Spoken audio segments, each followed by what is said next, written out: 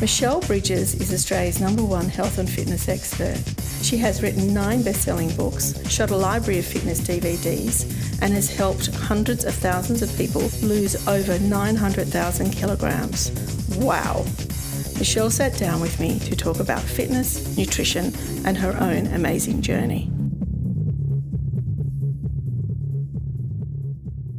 Hello, Michelle. Hi. And welcome to the Book Circle. We feel very chuffed to be here today, to be in your home, and that you're talking to us. I was doing a little bit of research on, what makes Michelle Bridges, and why it is that you're so successful over so many people that have probably dabbled in this market. I always say it's not rocket science. We overthink it all the time. We overthink it. We get what I call paralysis by analysis. We have the plan and we Excel spreadsheet it and we time code it and we colour code it and we make it look beautiful and we laminate it. We stick it on our fridge and we go like this. And by some miracle it might happen. Yeah. And I'm not just talking about weight loss or getting fitter. I'm talking about all sorts of things that we want to achieve and make happen. If you've got a plan, then you've got the first stepping stone, but of course then you've got to back it up with action. And I'm not one of these personal trainers, and there's a wide variety of personal trainers out there in the world. I'm certainly not someone that has the most super strictest diet and I've got to eat exactly half a banana at 12:30 and I've got to have my protein to match my carbohydrates to perfection, and that's just not me, and I don't think that I could relate to any of my clients if I was that rigid. So I have flexibility in my programs because, that suits my personality. Well, and also too, I found particularly with your new book, so your 10th book, I understand, Superfoods Cookbook. I mean, I really thought this was just going to be, whatever trainers eat usually, and my perception of what trainers eat is, poached chicken every night. And broccoli. And broccoli. And that's the end of it, yawn. But in actual fact, this is actually just a cookbook, and it's a really good cookbook. Thank you. And it's not... It really, there's cheese in here. There's chicken with skin on. There's carbohydrates. Oh my God, what is she thinking? There is actually food in here that I would eat. It's terrific, it's approachable, and all the recipes seem really simple. Yeah, well, that's a big part of when I put meal plans together, is they've got to be jam-packed full of nutrients. It's got to be easy to cook, to put together, literally the row together, as some of my recipes. The ingredients have to be accessible.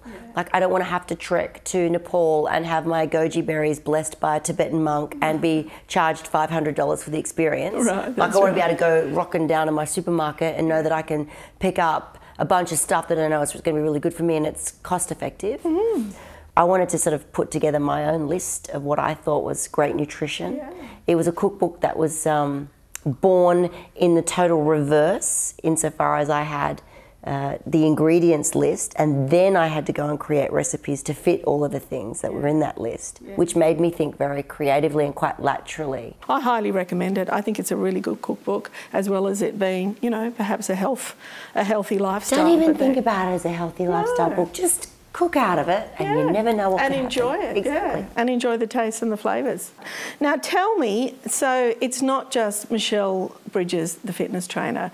There is so much around you and about you. You've got, one, obviously a very high energy level, and you've got a good business sense. That would come from my nan. Would it? Yeah, she was a bit of a pretty savvy businesswoman, and was always, dabbling in different businesses, real estate predominantly, but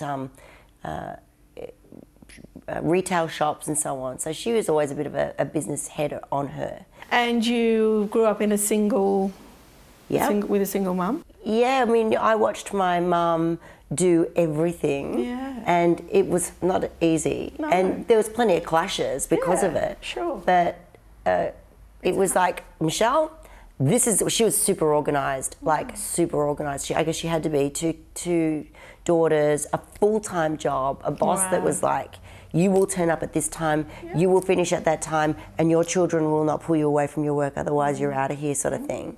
So she just had to get on with it. And she would always tell me, you can do anything.